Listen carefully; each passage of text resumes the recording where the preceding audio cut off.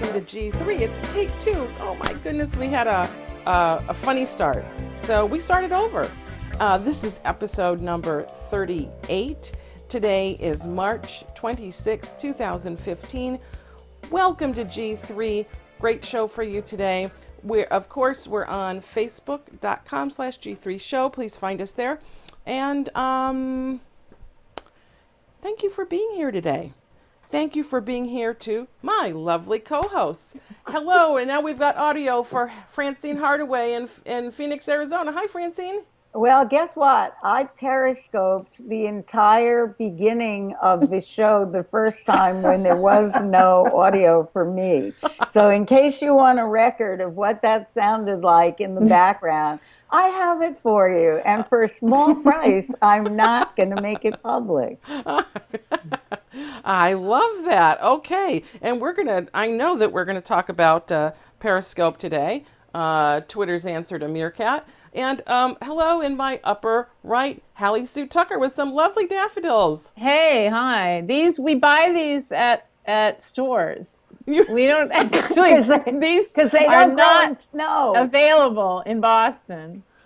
And heck, that girl, Francine, she's such a geek. Like, I'm periscoping. Like, girl, like, what? Next she's going to be like two hands, one periscoping and one meerkatting. You know, I watched that this morning. Dueling streams. And I didn't know we were all bringing our flowers today, but in my lower right, Mary Hodder with some hyacinth, right? That's right, and grown right here in California in our 85-degree warm weather. Ooh, and does that smell fantastic? It smells amazing. Yes. So good. There's not a lot better than the smell of hyacinth, although lilac pretty much rivals it. Yes, in my book. I prefer lilac over hyacinth, but I love hyacinth. Okay, so Francine, do you have any cacti? I have no flowers and no we want cactus. I have them all in my yard, but I can't even bring a flower into my house or it immediately commits suicide. So I just leave them where they grow. Am I hearing that you've got no green thumb? I have less than no green thumb. I have one hint for people who try to grow plants, and I've learned this over many, many, many years. They need water. This is it. Yeah. Which in California is saying a lot. They need water. Yes. As a matter of fact, I try to plant plants that don't need too much water because I, like Francine, will kill a plant. You know, I just think that I'm taking care of it because I have it. It's not true. Don't be fooled. Thank goodness I've done just a slightly bit better with children. But sometimes I forget about them too. So anyway. Okay, well, geez. Periscope. So we're talking about flowers and, Periscope. So Tell us about Periscope. I woke up this morning at 5 a.m. and I saw that Twitter had released Periscope to be downloaded from the App Store because I follow all these journalists and they all posted their stories.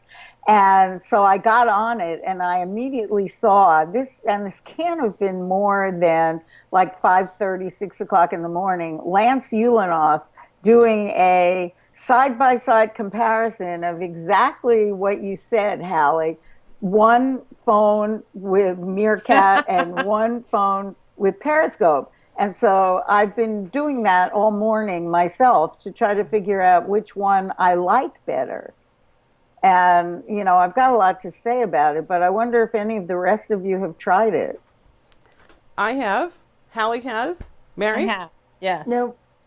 I've been reading about it. So, of course, I got up this morning and had like 5 different email lists that I'm on, and everybody, was posting articles about it. So, actually, the Verge article that I read, I really liked because it did do that comparison, and it kind of talks about, what's working. But let me just grab the author. This guy's opinion, Casey Newton, is that Periscope wins. Basically, they have better features, better structure. Yeah, I think Periscope wins because its UI is a lot better. Yeah. But I have one problem with Periscope, which is the comments. The user experience on Periscope is beautiful. There's no question. And the fact that you can play back the videos is also beautiful. Very important. I like that better than Meerkat, because Meerkat, if you miss it, you can save it to your stream, but if you miss it watching it, you miss it. So is Meerkat the Snapchat of live streaming broadcast video? Yeah, basically, it's ephemeral, and I thought that's what it was supposed to be. But then it came out with a schedule feature. So then I realized that maybe they expect you to watch things.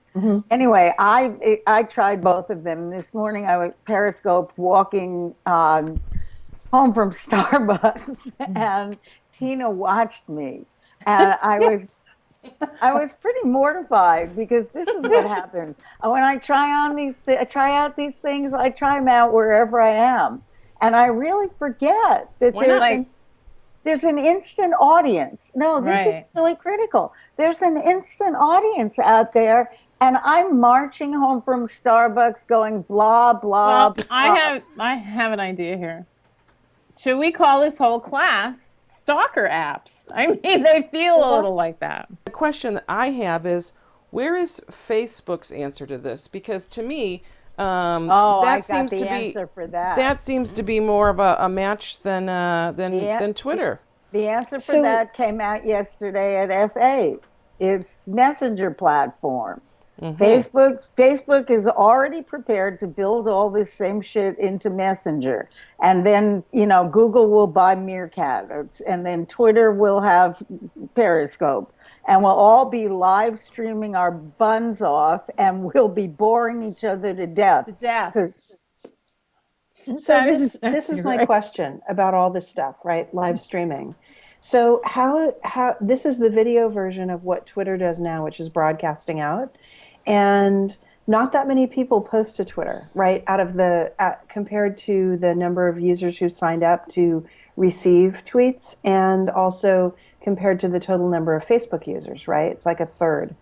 And so I think Twitter has 400, 500 million users. Facebook has like 1.5 billion. And so the question that I have is this: is this basically like Twitter, and is there a finite number of people who really want to broadcast and perform? And then is there just, is this just not very personal? And does Facebook kind of succeed again because they're attempting to do something that's more personal, and many more people are comfortable with one-to-one communication? Oh my God, versus I love you, one-to-many. Mary. I love you, because I think you just hit it on the head. Yeah. Because what I see, first of all, on the web, 80%, 90% of the content is produced by 10% of the people. So that's been true since the beginning. But it's definitely true in Twitter, and it's going to be even truer on these video streaming apps, because people like me who are not professional journalists and not celebrities are not going to stream our dog walks every day. I told you I was mortified, because I realized Tina was wasting valuable time. We are in It was research, seconds Francine. she's never going to get back. Exactly. Attention is the new currency. Yeah. And I just blew her attention and the other 8 people who were watching. And then I periscoped this whole show before the first outage, or maybe after the first outage and before the second outage, and certainly before the third outage. I was periscoping this show when it hadn't yet begun yet. And there were tons of people watching. And I watched them all give up one by one as they watched the test pattern and heard the behind the scenes, of trying to get our shit together to put on a show. And I see that that's what we're going to do to people. Well, so my question is it more important to speak personally, right? So face-to-face on video, like FaceTime, is really good, because it's face-to-face. It's me and one person, and we're having a personal conversation. And then it's not about performing, and we're actually connecting. But this version, the Periscope, Meerkat, Facebook Messenger version where you stream, it's like this this broad gesture of, I just don't see that many people are going to want to do it. So when I drove my daughter to school today, and I told her, as I often do, I announced to her tech happenings, which she cares not so much about as she's going to school. And today I said, oh, geez, guess what, Ella? You know that Meerkat thing that you don't care about? Well, Twitter just launched their version of Meerkat, and it's called Periscope. And she says, uh-huh. And she says, and she doesn't say much. And I go, so like maybe it's going to kind of be appealing like Snapchat is, I mean, these videos, they're there, they go away, and then maybe adults will get into that. And she says, no, I don't think so. And I think it's stupid. And I said, well, why? And she said, well, for me, Mom, when I use Snapchat, I'm using it with my friends, and it's a safe place. And I'm like, okay, good. She's listening. So I'm just with this small group of friends, and we're just communicating like that. She goes, why do I want to broadcast to everybody? Right. Oh yeah, I mean, I just broadcast my block as I was walking down my block and broadcasting it out on Periscope. It occurred to me, holy crap, I have just told everybody where I live. And not only that, but I've shown them how to get there. I'm walking and show them home. The window, and like, here's where you break in, and here's the door that's kind of rickety, and you can just kick it in. Oh my God, security nightmare. So the other question I have is, what is the business model for this? Because you always have to ask, like, how are they going to support this? Well, because video is very expensive to stream, right? So ultimately, someday, and Meerkat, when they spend their $10 million, my guess is they spent $1 million this month launching at South by and having parties and streaming all this video, right? So they've probably spent a ton of money. How do they pay for that? Well, do advertisers want to be next to some bizarro broadcast video? I don't think so. I think it's the same as other user-generated content where there's a problem, right? Matching the ad next to the video or whatever that content is. And the other thing is this like Twitter where you have trouble, right? They're trying to insert these ads and nobody wants them in their Twitter feed. And are people just going to be disgusted because as soon as you drive to the bottom in the quality of the content, you get really crappy ads. So my guess is when they do try to stick ads on this, they're going to be crappy. And we're all going to be like, oh my God, it's even worse with these ads than just watching, someone walk down the street doing their dog walk or whatever. Because if I don't know the dog walker, I don't want to see the dog walk. Right? I think everything you bring up is right, but let's get our ladders that are a little higher, and we'll go 30,000 feet looking down. It's sort of like a bunch of things being born, like eggs in a nest blowing up, and like obviously a meerkat comes out of one egg, and then now Periscope's up looking around. And I do think, it is like, that's Meerkat. So wait, they're all like, what are we doing here? And I do think we're watching, in a bigger sense, what they've talked about, which is video is going to be ubiquitous. But slow down, as you mentioned before. A lot of people don't want that. They don't want to be. If we lost enough privacy with every picture of your children, your wedding, your whatever online, we'll get ready to lose every damn piece of it. I mean, that's why I think ordinary human beings are not going to be doing most of the content generation. But that's a problem too. No. That means then we have sort of a Kardashianization of all the web. And I went last week to Did you just coin a phrase? Kardashianization? I just made that up. You know what I mean. But I just went to bar camp last week. And Mary, you know the guys who started bar camp. And this was, is it Tantec? Was here. So what people at MIT hosted it, and Tantec was there. I was there. There were Kevin Marks. There were a few people, and basically it was the alter. It was this to food camp, right? It was the anyone can do a bar camp. Right. Were you there? You mean online? I You was were there- at MIT. No, I was there at the first one, and it was in Palo Alto. Yeah. It was in It was at Palo Social Alto, Text. right? Remember Social Text?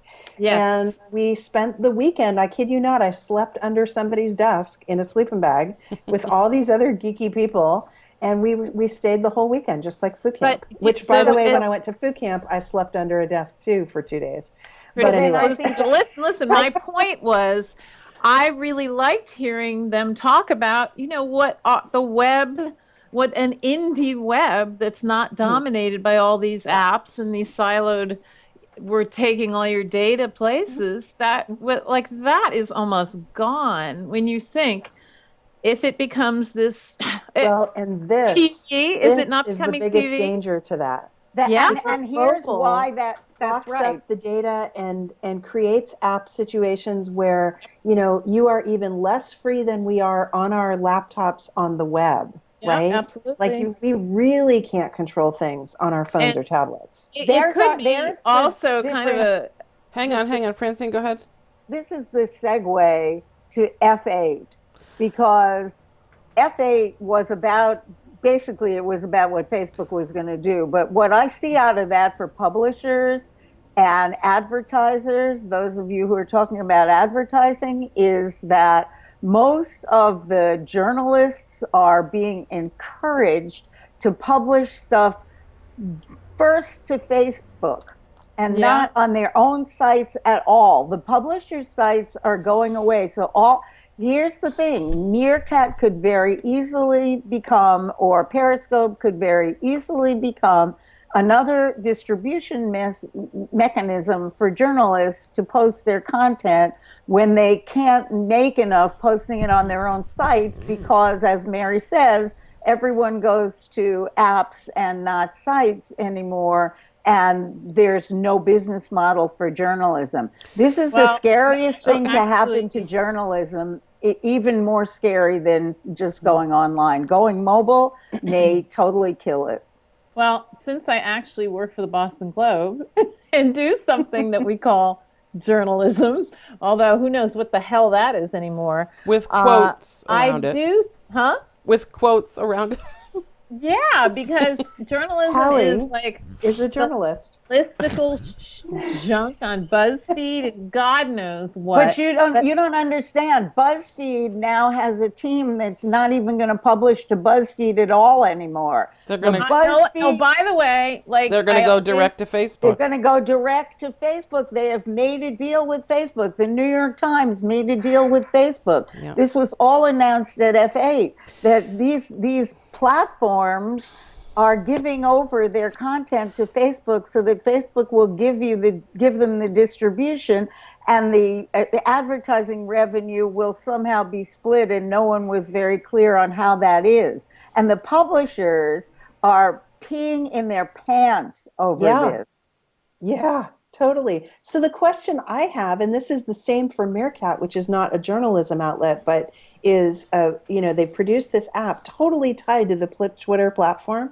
So they're at South by, and the Twitter reps come up to the CEO of Meerkat, and he's like, "Hey, we're removing your ability to distribute this through, direct links to users who would watch a Meerkat video stream.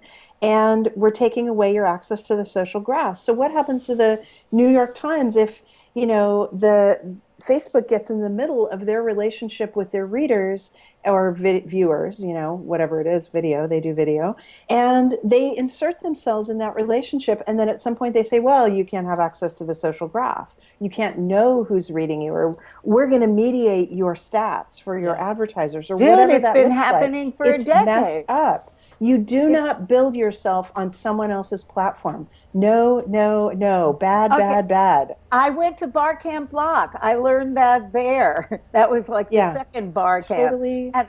And you guys, my friends in the indie web movement, have been saying that for the past 10 years. Yeah, It's you don't Tantek do and that. Kevin and you and a bunch of other people like that. But it does not seem to help because the public does not give a shit. I finally figured it out. All they want, and it's the same thing that they always want, is convenience. And for that, they trade privacy. They've traded journalism. They've traded a lot of they've traded their identities. Yeah, because our identities are totally tied to these silos, these siloed sites that control us and control the flow of information. So between Twitter and Facebook and Google, to some degree Yahoo, except it's pretty, I mean, they have a lot of users, but whatever. And, a few other silos, I mean, Apple, I mean, we're stuck and you pick your silo and then everything's mediated. And the content creators who are creators, they're actually creatives. And yet somehow these sites are putting themselves between us and them. And it's highly, highly flawed. Well, look, the content creators have to deal with the fact that people have a certain amount of time a day. And if you're spending your time in Facebook, you're not spending it with the New York Times. Exactly. You're not spending it on the Wall Street Journal. So, it's like they have to kind of go where the people are and spending their time. I agree. You pay the price for it. You're doing a deal with the devil, I guess. But the content creators are, they're becoming, marginalized if they don't keep their The deal with the their devil viewers, is done. right? The deal with the devil is already done. I mean, you have to be on those platforms, and the question is just whether do I go to Facebook and have to click on a link to find that full article from the New York Times, or will it just be there? Be there. Well, let me ask you this though. So we're dealing with Periscope also today, and don't you think that we may find some compelling? I mean, let me back up a little bit on the Periscope thing. It's all those negative things that we talked about, like, geez, all of a sudden you know where I am. I'm, this is boring. This is this. On the flip side of that, video, there's nothing like video that makes it, you feel like you're there, that you're experiencing it. It is the here and the now. It's much more powerful in many ways than what people have experienced with Instagram, but it's got that same sort of like, hey, I just took this picture and here we are. Well, videos is it's super powerful. There's nothing like turning something on in the palm of your hand and being transported to Istanbul or something. So these content creators are going to be able to use that if they figure out how to to really harness the medium in a very compelling way. Brands will figure it out. Celebrities will figure it out. Professional athletes will figure it out. Journalists, to a lesser degree, will figure it out. But people figured out Twitter and everything else too. I mean, we figured out, how to use these and communicate with these tools. I think that we'll do that also. But it's a harder medium to master and to do well. The question that I have is, are we just returning to broadcast, to the broadcast model from 20 years ago? We're like just before we got into heavy use of the internet in 1995, right? And where I have an broadcasting was, where there were a few broadcasters, they controlled everything. So now we have a few distributors, Apple, Google, Facebook, Twitter, whatever. Yep. And they are the mediators between us and the content. Aren't we just right back to 1995 with broadcast? I have an answer for you. Here's the answer. When you download Periscope, it says periscop.tv. So what does it make you? It's the first thing I noticed. I'm like, oh, great, because it might as well be ABC, NBC, CBS. When I was a kid, there were 3, and PBS. And if it were so we're simple, all broadcasting. Huh? We're all broadcasting. But is broadcasting or narrowcasting, if you want to call it narrowcasting? Does broadcasting bring us closer, or does it push us further apart? Are we connecting better to each other or not? It's worse. It lets certain people be the tyrant. It makes one person the visual tyrant. And those people are usually celebrities. And you could see there's like a ongoing, if TV weren't dumb enough, the internet is getting even more dumbed down. and nasty and people Or just interrupting more stuff. visual. Huh? Or just more visual.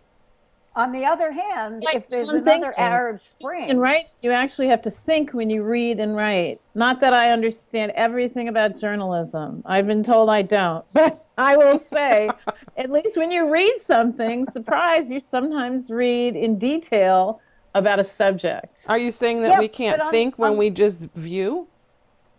You're on getting the so other much hand, if stage there that's were another visual. Arab Spring, Hallie, the best way to get familiar with that would be to watch it.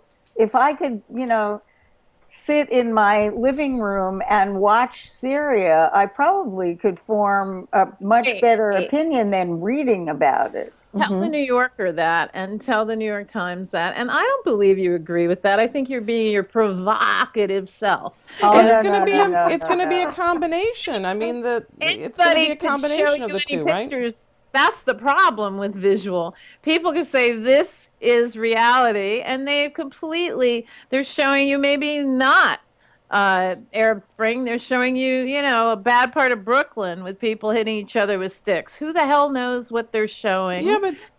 but people can do that with words too. There's So bias. I So do it with last week, words. just as an example, last week I was at a tech event on Wednesday, and there was a technologist there who's done a half dozen very successful companies. And he's American, but he's based in Latvia. So we're sitting around after the event, everyone's getting coffee, we're chatting. It's early afternoon because it was a lunch tech thing. And he says, last week, this would be 2 weeks ago, the US sent 3,000 troops and a bunch of tanks and armory for the local Latvians, the Latvian army, because Putin is, he's making noises about taking over Latvia. And everyone's shocked, right? We're all sitting there. We're like, we can't believe it. What? We heard nothing about this. This is big news.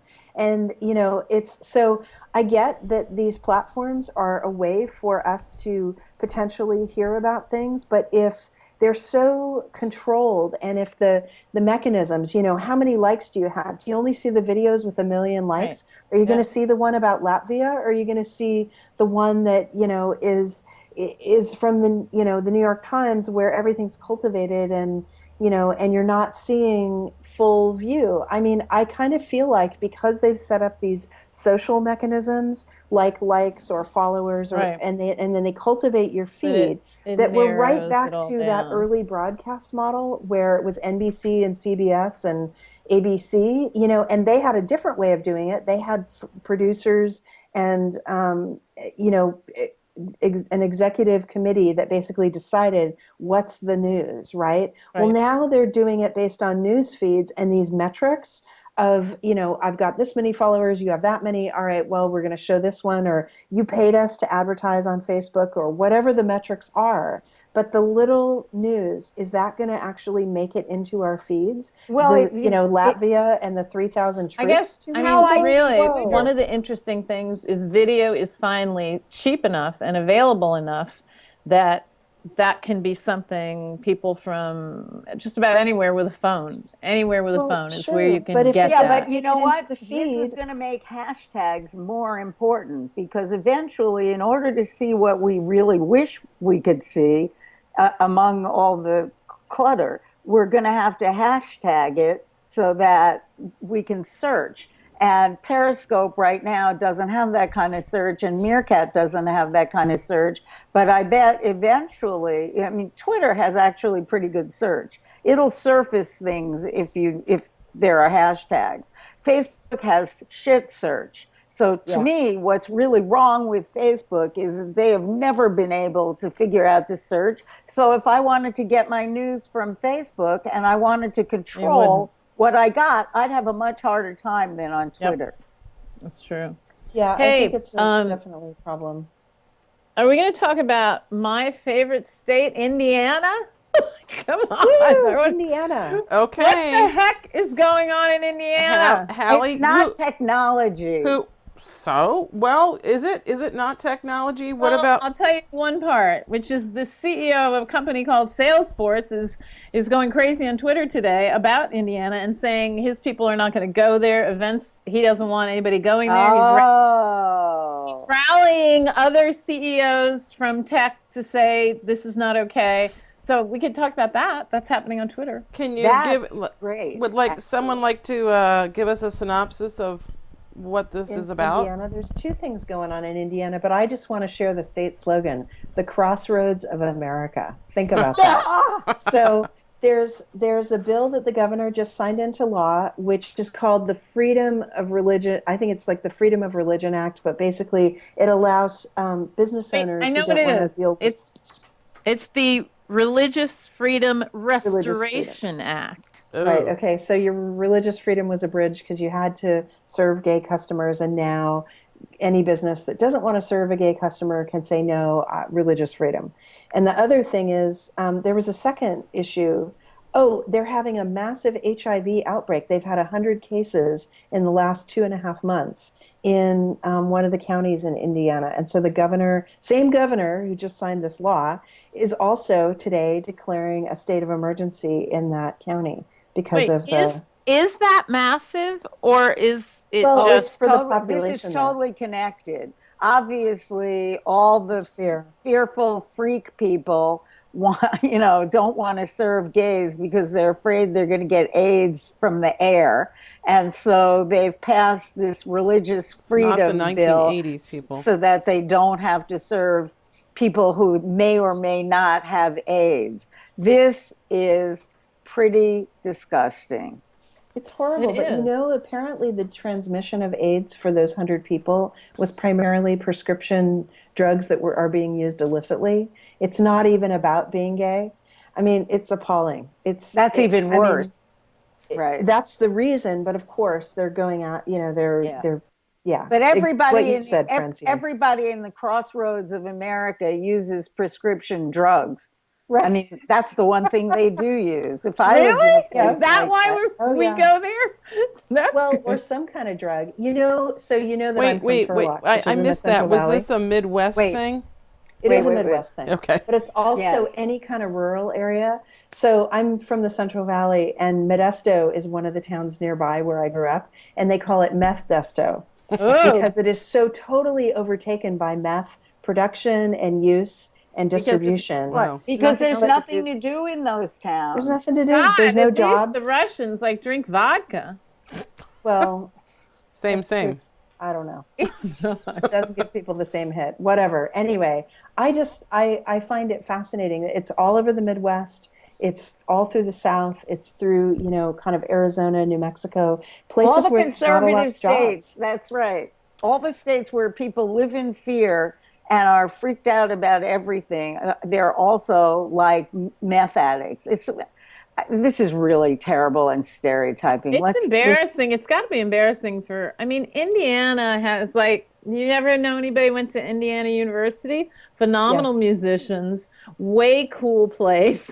I mean, it's very unusual. Wasn't there a book, Whatever Happened to Indiana, that talks about that change? Oh, no, that's Whatever Happened to Kansas. But to me, it's the same place because, it's the Midwest. But those places have completely changed. All those places.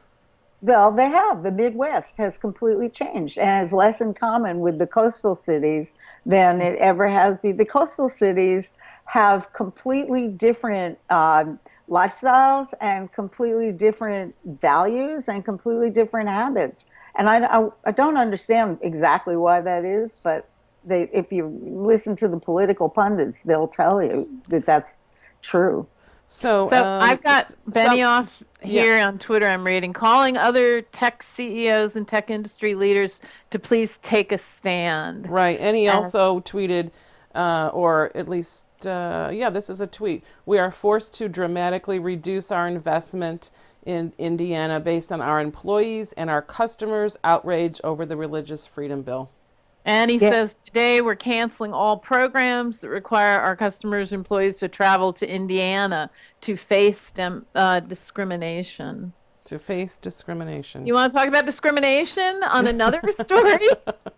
And the Well, same, and I've just gotten that on Nuzzle, which means that it's been shared, Many, lot. many times by followers of mine. There it is. Salesforce CEO says company is canceling all programs in Indiana over LGBT discrimination fears.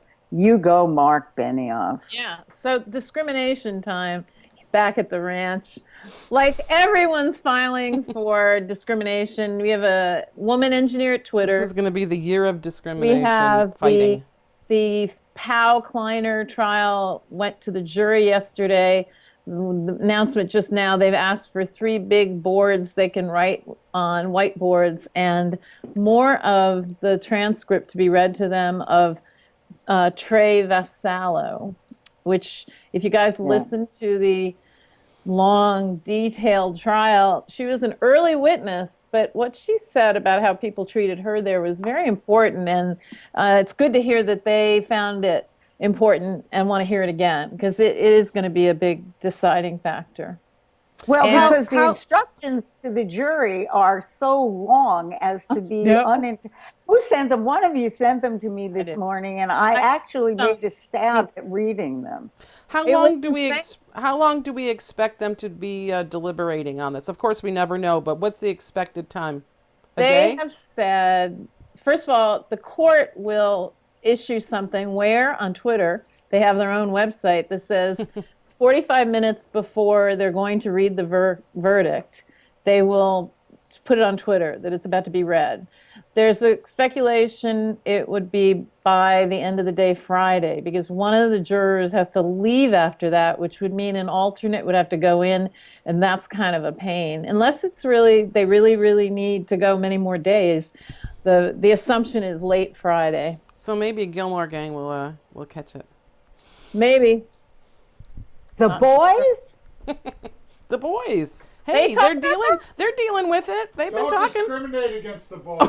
Yeah, we think you don't know anything about this, but my private theory is that if you go on Twitter and you see hashtag POW and whatever comment, the people who use her name as the hashtag, I think they're in favor of her winning.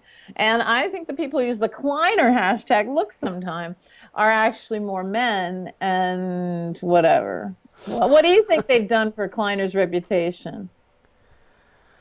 I think Kleiner will survive. To be really honest, I think they'll survive. But I do think that all of Silicon Valley will not survive in its present state, because I think a lot of people are going to be forced to confront their own positions on diversity. And what will happen is that the larger companies will get pushed to enforce things they should have been enforcing anyway, and the smaller companies will slide under, like small companies always do, and the discrimination will continue. They're going to be forced to look in the mirror and straighten things out, brush their hair. Only if they're in a certain size. Below that, like the 25-year-old startup founders who didn't know anything to begin with and make so many of those remarks, let's call them errant remarks, they're gonna go under. Maybe. I would say that if you're smart and you have been in one of these smaller ones, that I agree. At first I thought maybe nothing will happen. You don't sue the founders of a small new one. You sue those investors. So if they are a small company but have big investors, you make a big ruckus about that. What's interesting about this Twitter engineer suit is apparently it could become a class action and get, be allegedly bigger than the Ellen Poe. I have to say, I find lawsuit. The Twitter thing, if what she alleges is true, I find it really shocking. The idea that she would complain up the chain to Dick Costello and be put on administrative leave, if that's true, and we have to see if that is, but if that's true, that's really appalling. I mean, they deserve to, she deserves to give them all they can take, and then some. That's awful. It is Just awful. awful. I'm worried that what will happen is there will be equal pay for equal work, but there will never be anyone stupid enough to call everybody the same title. So you'll have the junior assistant fruit crop and the other guy will be the assistant junior frou-frou of the green department. So it'll be and, like the and then the other, government. and then so you can never compare. So there's actually a way to do like the this. So government. my mom's best friend did this for Woodland County. It was the first county in the U.S. to do this in the 70s. She was in charge of figuring out the comparisons. So she gives a great example about how they would have like a secretary to, I don't know, a director in the county who, somebody. And they took apart her job. What were her responsibilities? Where were the stressors?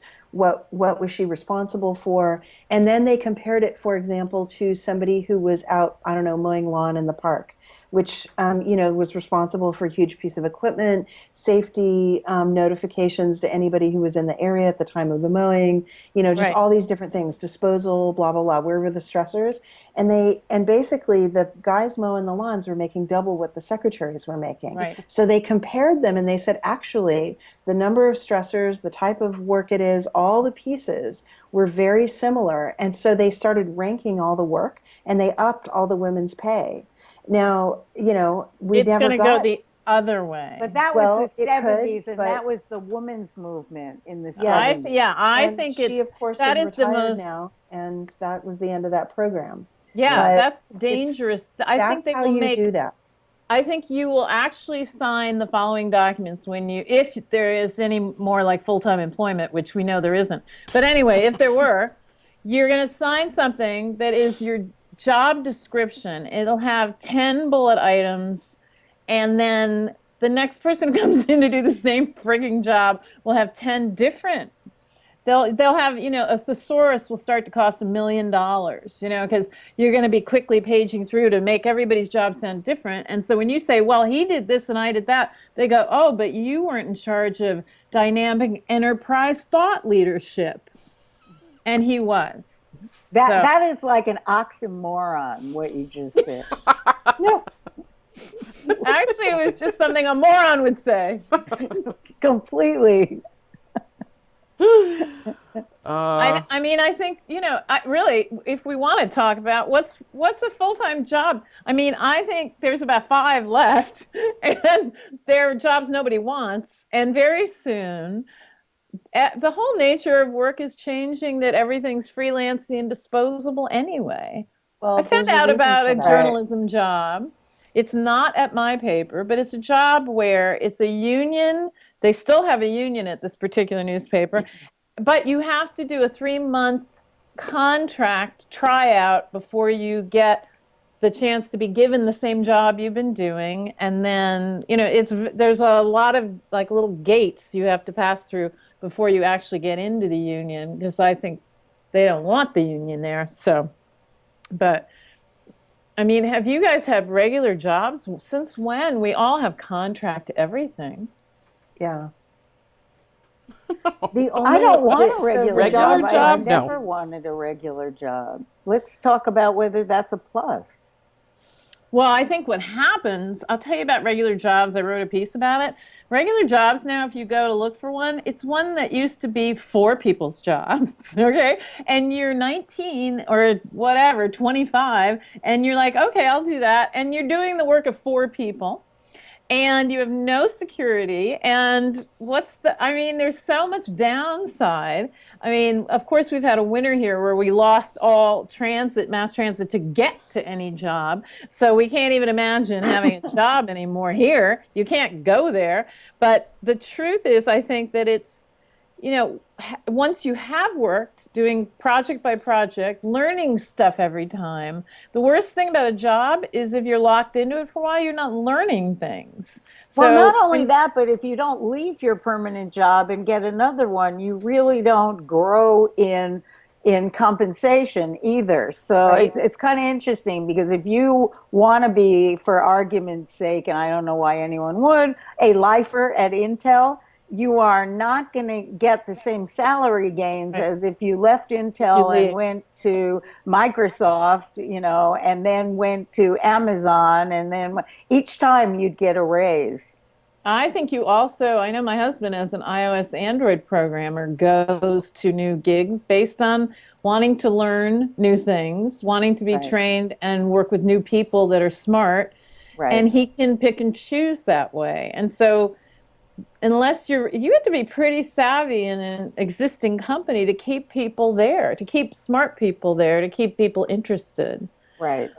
Because what are they giving anymore? I went in for an interview somewhere for a job, and they had this thing that was named like employee something. I don't know, but I finally am saying to the guy, this is a pension. I'm like, is this a pension benefit? Like, you have pensions here? I'm like, I was completely blown away because, it was like ESOP and pension. Those words are like, you don't even hear those anymore. And it was a university in our fair city of Boston. And I'm like, oh my God, you have pensions. That's Well, who still has them. here in Teachers. San Francisco, we just hear that you Teachers get have like a them. lunch or something catered every day. Yeah, that kind of thing. exactly. That's your Yeah, pension right there. Yeah, wait those 20 years for that gold watch. So Not I happening. have absolutely no idea how long we've been on the air today because we were on, we were off, we were on, we were off. But I think that maybe we're getting kind of close. Do we have some? We is there basically something covered else? our topics. I'm sorry? I think we basically covered our topics. We covered our topics. The only other thing that Did we happened have this topics? week is something I'm not equipped to comment on at all, and that is that some information was released that said that the FTC should have prosecuted Google in 2012. Mm. But read that too. I don't know anything in enough detail about that to say whether that was right or wrong. Well, should or that shouldn't. sounds like we can learn about that for the next show. It is Yeah. the next show. I think they're not actually letting out much information about it. But I heard it too, and I was like, ooh, I want to hear more about that. Well, maybe it'll come out, and maybe Ellen Powell will have a verdict by the next show also. And maybe Dick Cheney will go to jail. And maybe, Yeah, birds will. pigs birds are will, going to fly. But yeah, yeah. pigs. And monkeys flying out of our butts and all other lovely stuff. What's your new show? Tell us about your new show. Yeah. No. It's It's a private- secret stealth show? A secret It's a stealth private show. Yeah, no, it's called The Enterprise Show, and we had our first episode of it today. A very careful planning by Steve Gilmore decided to put it on before our show. I was like, what, are you kidding? Okay. I survived that just barely. But yeah, it's Is it like a combat show where executives get like in the dirt pit and the mud and they climb up the ropes and they run, that stuff? That's right. We put boxing gloves on I see analysts that. and CEOs and things like that, and they just go at it. I love it. I'd actually pay money to see that. I think so. It takes Is it a place at the end. survival show? As which members of the Enterprise are going to survive? Yes, Yes. we I give like it. yes we give them like these minor tools, fishing rod and things like that, and we just see like who's alive at the Now end of you the give month. them Uber and Airbnb That's right. and Blue Apron, and you see right. which industry segments survive. That's right, and that's right. fight to the Periscope death. into this. Right. Sounds Yeah. So, yeah, that's it. That's the new show. Thank you for asking. It was a surprise to me at the beginning of the week. So, it was, but that's how things go around here. That's Well, okay. you're like a movie magnet now. Like Oh yeah, you're like Oh, yeah, entertainment I'm- diva. we're a big TV. We're big TV time here. for You're sure. Twit. You're Leo Laporte. Oh God. Heavy sigh. I won't explain it. All right. So that's it. That's it for our show today, folks. So First you couldn't get us, now you can't get rid of us. I know. This. That's right. I love it. That's how we're gonna start ending the show by it's gonna be like you have to opt in to get off the Skype call. We drop out. We just drop. You just drop. What we do is we drop the video on the outside people and then keep talking to each other. Allie did it. And- She's and in and so much Francine will trouble. secretly periscope us, so we'll all Okay. be out there. All right. Well, goodbye, Hallie. Thank you for being here. Thank Hallie you, clearly had a hard stop. Francine Hardaway and Mary Hodder. Thank you so Yep. much for being here. Thanks for sticking in there with me as we had just a mountain of problems to climb to get the show out today, but I'm glad we did. But thank you again for your time and your patience. And thank you all out there who have been watching us and cheering us on. And we really appreciate your support. Thank you to Ustream. We use Ustream to stream live and record the G3 show. I think I just combined show names. Okay, G3. And thank you to NewTek. We use their lovely TriCaster to do our show. Ooh, look at Mary. She's, oh yeah, okay. I thought Mary dropped. No, Danny Sullivan is live doing his second tour of Facebook F8, just in case you want to know. And he's live on what? Meerkat or Periscope? Periscope. Because Today today is it's Periscope. Okay. Okay. Yesterday was Meerkat. Okay. All right. Yeah. Okay. You heard it here. Yesterday was Meerkat. Today's Periscope. All right. Thank you all. And let's get our logo together. And we'll see you next week. Everyone say bye-bye. Bye-bye. Well, Tina.